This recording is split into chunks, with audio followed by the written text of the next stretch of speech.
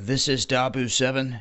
This video in response to several of you asking me what I think about these objects or these crosses and faces of what some are saying is Jesus being spotted in the clouds over Ukraine in war zones, including Crimea and the place where MH17 was shot down.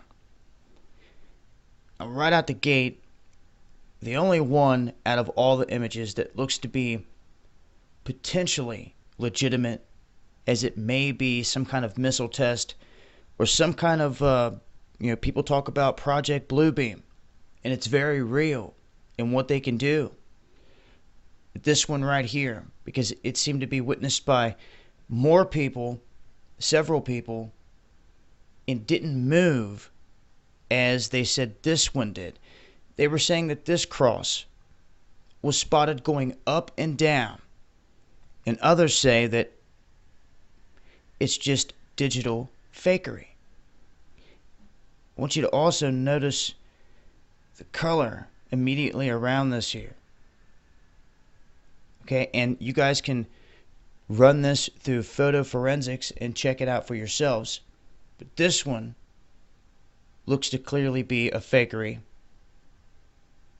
The face here, and there's also another one that they show right here, which once again people were wondering Bluebeam. Some of the images, people screaming fake, fake, fake, obvious fakes, and the others have people wondering, are they using weapons or testing something in the skies here?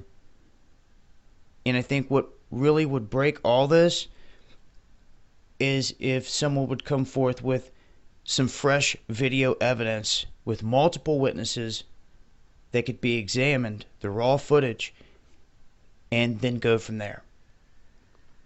But most of these look to be faked, just like when I was covering the City in the Clouds videos, with multiple cities potentially having cities in the clouds above them.